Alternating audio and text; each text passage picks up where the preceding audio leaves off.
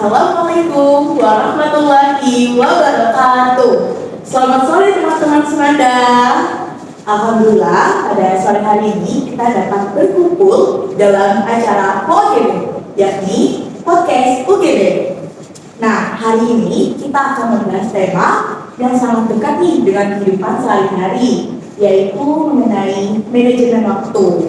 Nah, kenapa sih tema ini penting? Karena sebagai pelajar, kita seringkali dihadapkan dengan tugas sekolah, kegiatan organisasi, bahkan urusan pribadi. Jadi kalau tidak pandai mengatur waktu, semuanya bisa berantakan. Nah, untuk itu hari ini kita sudah menghadirkan narasumber yang sangat luar biasa nih.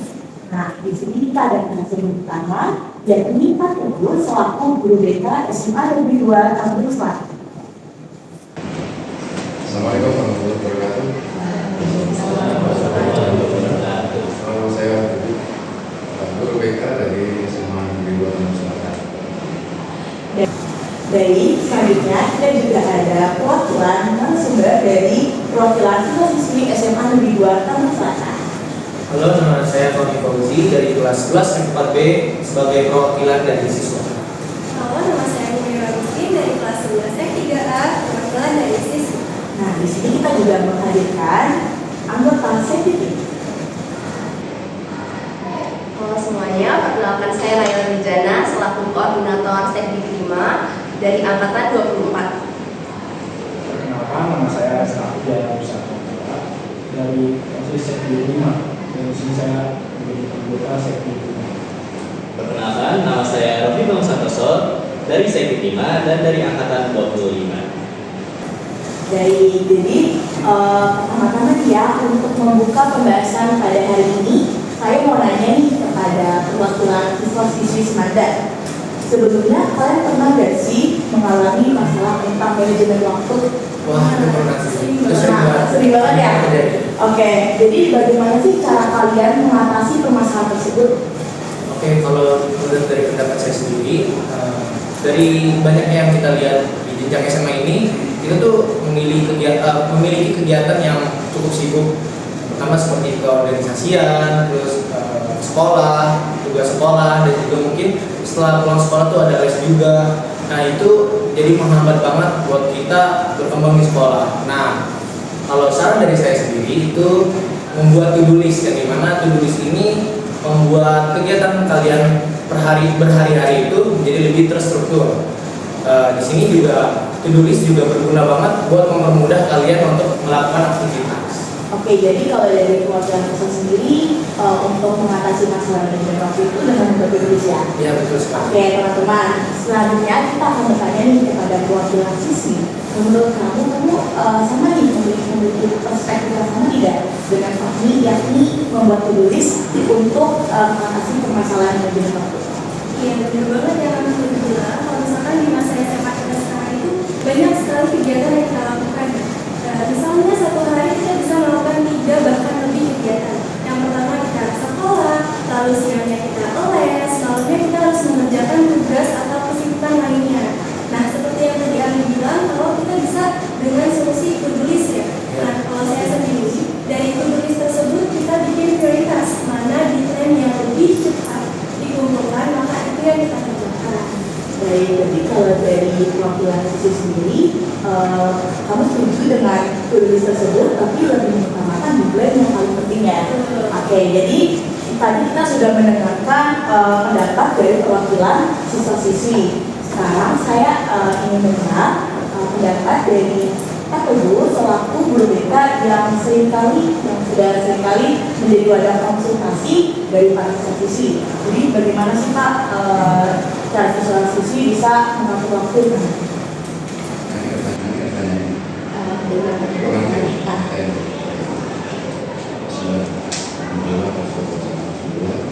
Terima kasih atas kesempatan. Tadi sudah dijawab semuanya sebelumnya, jadi saya nggak perlu jawab lagi.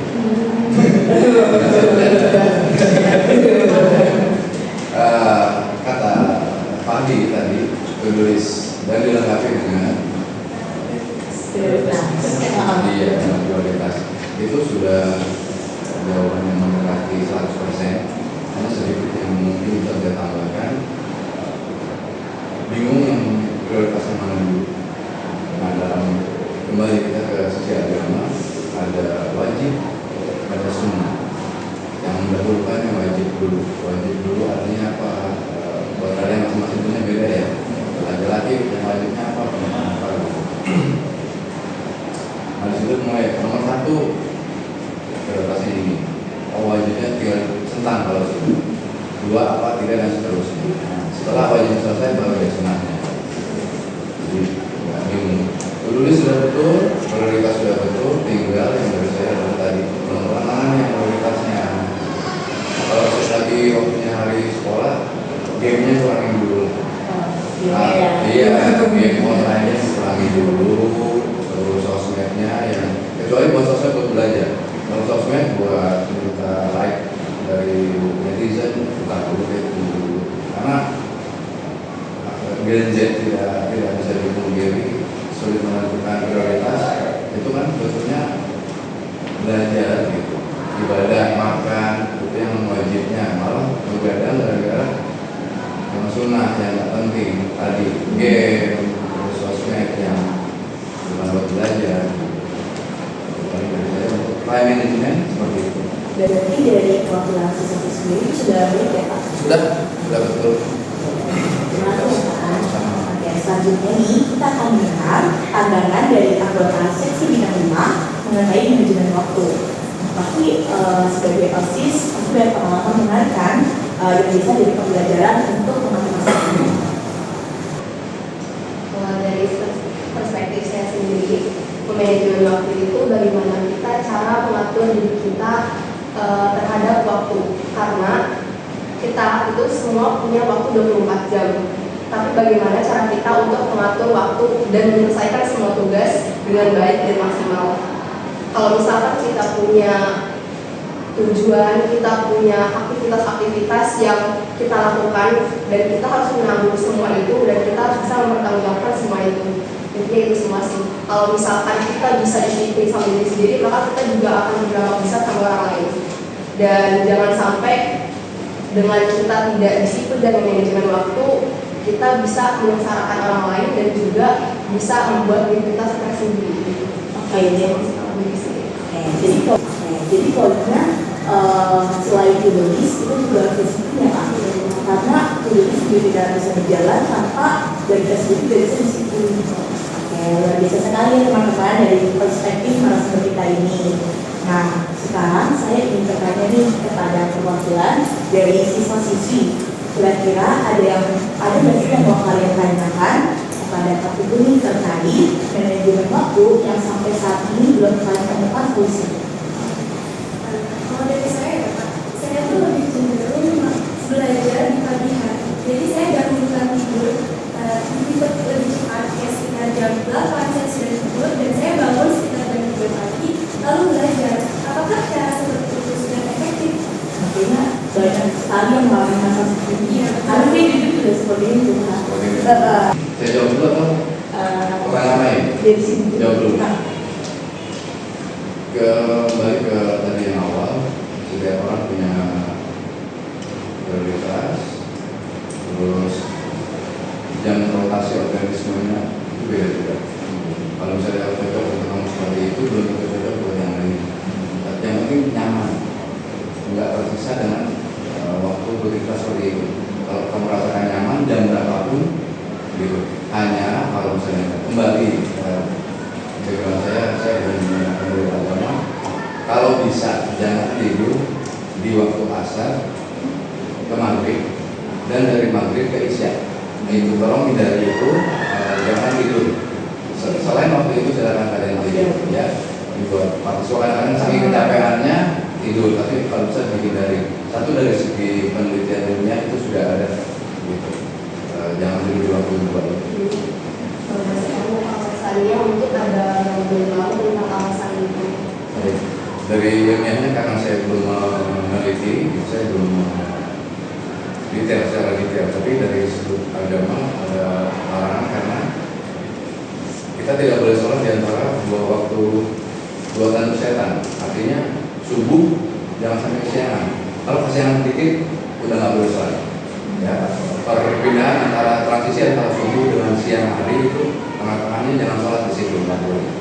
Kenapa dia asar dan maghrib? Kalau asar ini konon menjadi ada gangguan kejiwaan. Beda kalau kalian pernah di saat pertama kali tidur di waktu asar, beda rasanya dengan waktu lain pernah ngerasain.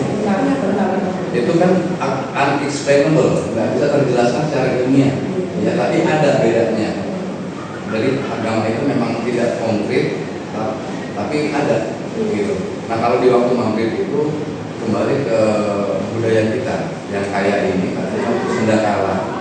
Sendakala itu menurut orang tua kita yang bijak, batas antara dunia nyata dengan dunia maya itu seperti tali benang, tipis sekali.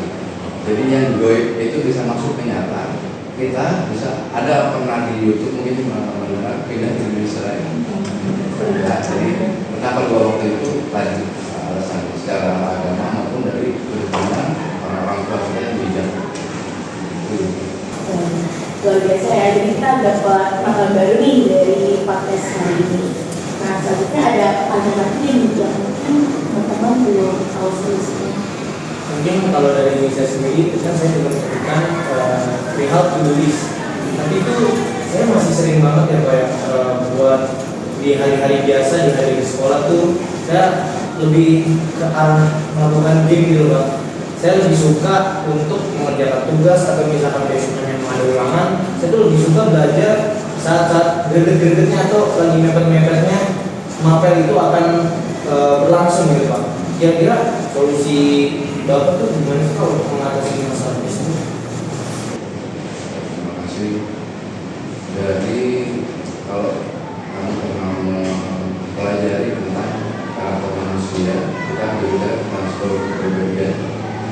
Ada tes psikologi yang bernama DISC, atau kalau misalnya kalian pernah di medsos itu seperti sanguinis, flegmatis, melankolis, koleris, pernah dengar?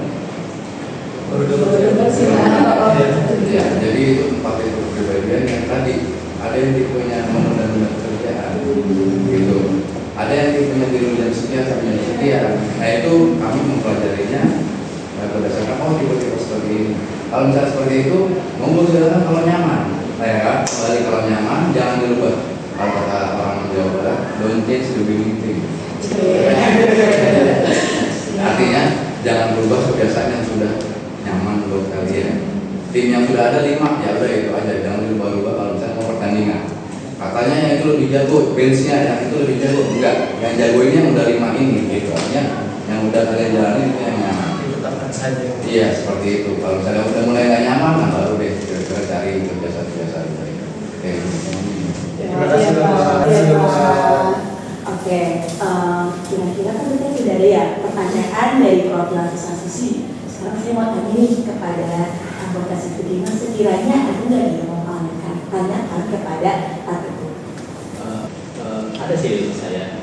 Jadi saya juga kadang-kadang pernah tuh ada waktu di mana datanya itu besok yang harus dilakukan. Tapi tubuh saya itu sudah tidak kuat sama sekali Pak.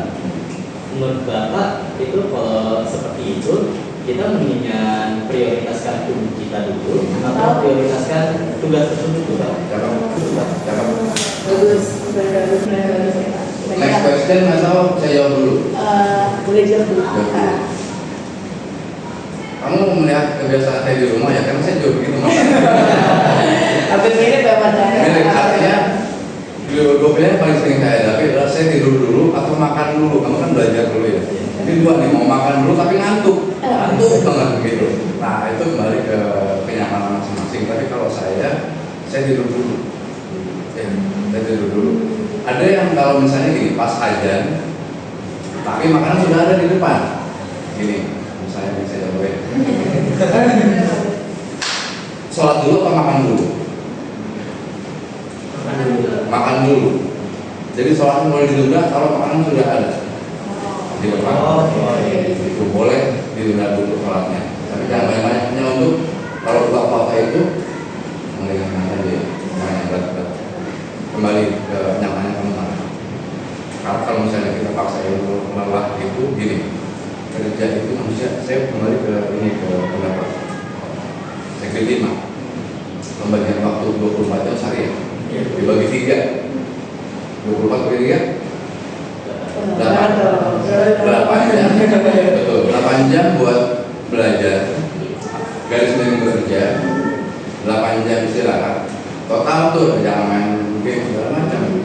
Orang bikin sakit itu karena waktu istirahat dipakai buat iya, badannya memang di tempat, tapi ininya kan juga perlu istirahat gitu. Nah, 8 jam lagi buat ibadah gitu. Dianjurkannya ideal seperti itu ya, 8 jam. Jadi CPU kalau sudah waktu pulang, Pak saya masih mengerjakan ini, percuma, tinggal raganya doang di sini, tapi pikirannya udah kemana-mana gitu. Jadi tidur dulu, kasih waktu sekian jam untuk bekerja, jangan dilewatin. Percuma, cuma kayak zombie aja jadinya, ini aja. Kalau nggak migrain jatuhnya, jangan dipaksain ya. Merem dulu setengah jam tapi tidur pulas itu lebih baik daripada dipaksakan terus malam. Kira-kira ada yang dari sentral cara itu dari atau bagaimana? Boleh. Sebenarnya aku juga punya waktu yang sibuk banget. Cuma waktu sibuk ini tuh lebih dari jadwal itu lebih dari 3 kali lipat. Jadi kayak ada jadwal di satu hari itu dan 3 kegiatan itu. Jadi kemungkinan besar kan kita yang melakukannya bakal double. Iya. Nah itu Pak Guru cara mengatasinya gimana? Ini beda lagi nih. Iya, jadi over ya, over ya. Sedikit sih sudah, jadi CPU panas juga dipaksakan kan gitu. Kalau orang tua kadang atlet terutama karena istilah doping, ya, doping untuk atlet. Kalau misalnya para profesional ini di luar negeri nih, pulang kerja duduk, ya, alkohol. Untuk apa? Memaksakan badan biar tetap aktif, atau zat narkoba sabu-sabu tetap melek ya. Tapi setelah fungsinya itu hilang, sabu-sabunya efeknya hilang, alkohol hilang, seperti habis dihantam truk. Kenapa? Karena badan dipush terus gitu, udah nggak mampu, saya udah nggak mampu, tapi terus dipaksa. Jadi badan nggak bisa dirubah. Iya, silakan dirubah, tapi silakan menikmati juga efeknya. Gitu. Kalau penuh sekali, berarti penuhi juga dengan istirahat yang ekstra juga. Biar tetap sekarang masih muda, masih pada sehat. Ntar berasanya kalau udah usia nambah deh. Jadi seimbangkan. Bohong kalau saya pada saat ini nih badan akan iya, tapi tadi efeknya hilang nanti kan seperti gunung es gitu, capeknya, pegelnya. Jangan pakai cara yang instan. Itu kalau mau kaya dia rokok gitu ya. Mau pintar ya belajar gitu maksudnya ya. Cara yang benar-benar ada benar usaha dan tidak yang instan. Demikian. Baik, teman-teman. Jadi kita sudah merasa ya kita sudah sampai di penghujung acara. Nah, sebegitu izinkan saya untuk merangkum poin-poin penting dari acara kita pada hari ini. Nah, tadi dari yang sudah saya amati, dari yang sudah saya dengarkan, ternyata kita tuh saya baru menyadari bahwa to-do list itu sangat penting ya untuk hidup kita sehari-hari. Dan ternyata to-do list itu juga harus diselaraskan dengan kedisiplinan. Jadi kalau hanya to-do list itu tidak cukup jika tidak diselaraskan dengan kedisiplinan. Nah, tadi saya juga sudah belajar bagaimana cara kita untuk memilih yang mana prioritas kita. Nah, jadi sebelum acara hari ini ditutup ya, mari kita dengarkan pesan singkat dari Pak Teguh selaku narasumber utama pada acara kita pada hari ini. Oke, jadi terima kasih Pak atas kita. Terima kasih juga kepada teman-teman Sinanda yang telah menyimak video podcast pada hari ini. Menambahkan saja bagaimana cara untuk mendisiplinkan diri. Ada 2, mau dipaksa atau mau kita sukarela. Sukarela berarti internal, kalau dipaksa eksternal. Ayah ibu bangun istirahat atau bangun pagi itu eksternal. Kalau lebih bagusnya yang bertahan lama itu idealnya yang internal. Betul.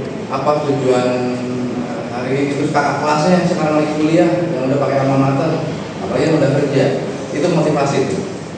Kakak kelas saya udah hampir kerja nih, udah wisuda, UI, itu jadi motivasi. Gimana bangganya orang tua mereka gitu ya, datang ke wisuda, itu dari internal.